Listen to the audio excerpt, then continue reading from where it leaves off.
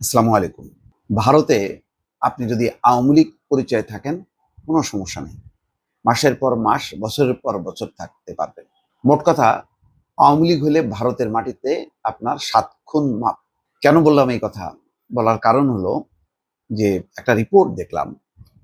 সেই রিপোর্টের সূত্র ধরে পুলিশ এবং প্রশাসনের যে মনোভাব, তাতে পরিষ্কার। আপনি বলবেন, ভাই আওয়ামী লীগ করি, আমি আওয়ামী লীগের অমুক, আমি প্রাণ ভয়ে আপনাদের দেশে আশ্রয় আনছি। ব্যাস, সেটার আর আপনি নিশ্চিন্তে থাকতে পারবেন। সম্ভবত একটা অলিখিত রাজনৈতিক আশ্রয় দিয়ে ফেলছে ভারত। আবারও বলি যে আমার এই কথা বলার ভিত্তি আছে। পশ্চিমবঙ্গে আটক ২ আওয়ামী লীগ নেতা এবং পুলিশ কর্মকর্তা, পরে মুক্তি।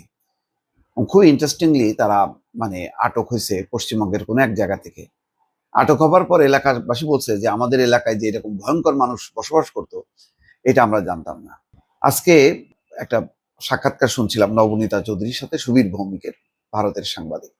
তিনি বলছেন যে আপনারা আশ্রয় প্রশ্রয় দিচ্ছেন কেন? বললো যে আশ্রয় দিচ্ছি, কিন্তু প্রশ্রয় না। আশ্রয় দিচ্ছে এই কারণে যে এটা হলো বাই পার্টিজান সম্পর্ক, অর্থাৎ ভারতের দলগুলোর সঙ্গে আওয়ামী লীগের যে আত্মিক সম্পর্ক, ভাষার সম্পর্ক, যে দাদা আমি বিপদে পড়ছি, আমার বাংলাদেশে থাকলে তো আমার প্রাণ যাবে, তো তখন স্বাভাবিকভাবেই আমরা তাদেরকে আশ্রয় দিই, এরকম একটা মনোভাবের কথা বললো। কিন্তু গুরুত্বপূর্ণ বিষয় হলো, এই কথাটা নবনীতা চৌধুরী বলা উচিত ছিল যে যারা বাংলাদেশে খুন জখম করছে, দুর্নীতি করছে, টাকা লুটপাট করছে, তাদেরকে কি আশ্রয় দেওয়া যৌক্তিক কিনা, বা ভারত সরকার এটা ইনভেস্টিগেট করছে কিনা যে আশ্রয় নিয়ে এদের মধ্যে কতজন খুনি, কতজন টাকা পাচারকারী এবং দুর্নীতিবাজ। যাই হোক, আসি এবার যেই সংবাদের শিরোনাম নিয়ে আপনাদের সামনে হাজির হইলাম, সেই শিরোনামটা বলি। আজকের পত্রিকায় উঠছে এটা, কলকাতা প্রতিনিধি, পশ্চিমবঙ্গে আটক ২ আওয়ামী লীগ নেতা এবং পুলিশ কর্মকর্তা, পরে মুক্তি। ভারতের পশ্চিমবঙ্গ রাজ্যের উত্তর ২৪ পরগনায় ৩ বাংলাদেশি নাগরিককে সম্প্রতি আটক করে পরে ছেড়ে দিয়েছে পুলিশ। আটককৃতদের মধ্যে ২ জন বাংলাদেশ আওয়ামী লীগ ও সহযোগী সংগঠন নেতা, অপরজন বাংলাদেশ পুলিশের এসপি পদমর্যাদার একজন কর্মকর্তা বলে নিশ্চিত হওয়া গেছে। ঘটনাটি ঘটে গত মঙ্গলবার ৩রা জুন বিকেলে রাজ্যটির ভাটপাড়া পৌরসভার ২৬ নম্বর ওয়ার্ডের অন্তর্গত বসুদেবপুর মোড় এলাকায়। স্থানীয় সূত্র বলছে, ওই এলাকায় তিতাস মণ্ডল নামে এক ব্যক্তির বাড়িতে গত ৫ মাস ধরে অবস্থান করছিলেন ওই ৩ বাংলাদেশি। স্থানীয় বাসিন্দাদের সন্দেহ হলে বিষয়টি পুলিশকে জানানো হয়।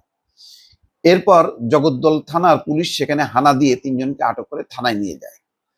পুলিশের জিজ্ঞাসাবাদে তারা নিজেদের পরিচয় দেয় আশরাফুর রহমান, খায়রুল হাসান জুয়েল এবং আবিদ নামে। প্রাথমিক তদন্তে দেখা যায় তাদের সবার কাছেই বৈধ পাসপোর্ট এবং ভারতীয় ভিসা রয়েছে। এসব বৈধ নথিপত্র দেখাতে পারায় বিকেলেই তাদের ছেড়ে দেওয়া হয়। আচ্ছা, পরিচয় প্রকাশে নতুন মোড়। এতদূর পর্যন্ত ঘটনাটি একটি রুটিন চেকিং এবং জিজ্ঞাসাবাদের মধ্যেই সীমাবদ্ধ ছিল। গতকাল বুধবার সন্ধ্যায় নতুন তথ্য উঠে আসে পুলিশের তদন্তে। জগদ্দল থানা পুলিশের সূত্র জানায়, আটককৃতদের প্রকৃত পরিচয় অনেকটাই ভিন্ন এবং তা রাজনৈতিকভাবে গুরুত্বপূর্ণ। খায়রুল হাসান জুয়েল বাংলাদেশ আওয়ামী লীগের সহযোগী সংগঠন স্বেচ্ছাসেবক লীগের যুগ্ম সাধারণ সম্পাদক। অপরজন আশরাফুর রহমান আওয়ামী লীগের একজন নেতা। তিনি পিরোজপুরের মঠবাড়িয়া উপজেলার চেয়ারম্যান ছিলেন। তৃতীয় ব্যক্তি হাসান আরাফাত আবিদ বাংলাদেশ পুলিশের এসপি পদমর্যাদার একজন কর্মকর্তা। তার বিরুদ্ধে দেশে একাধিক অভিযোগ রয়েছে বলে অনানুষ্ঠানিকভাবে জানা গেছে। বসুদেবপুর এলাকার এক বাসিন্দা বলেন, আমরা জানতাম না যে আমাদের পাড়ায় এমন গুরুত্বপূর্ণ লোকজন থাকেন। পুলিশ আসার পরেই পুরো বিষয়টা আমরা জানতে পারি। এখন কিছুটা আতঙ্কে আছি। এখনো পর্যন্ত বাংলাদেশ সরকারের পক্ষ থেকে এই বিষয়ে কোনো আনুষ্ঠানিক বক্তব্য পাওয়া যায়নি।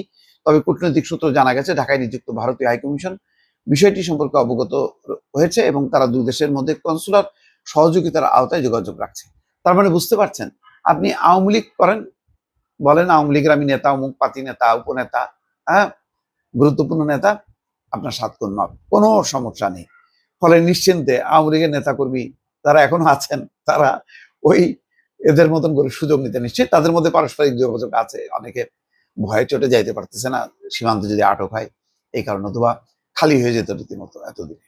তাহলে বোঝা গেল যেখানে বিদেশি এই অবৈধ অভিবাসীদের বিরুদ্ধে অভিযান চলছে দেশব্যাপী, এবং ভারতীয় নাগরিক দরিদ্র মানুষগুলোকে আসাম সহ গুজরাট বিভিন্ন এলাকায় ধরে ধরে বাংলাদেশে পুশিং করতেছে, মানে অবৈধভাবে থাকতে পারবে না, সেখানে আওয়ামী লীগের জন্য 7 খুন মাফ।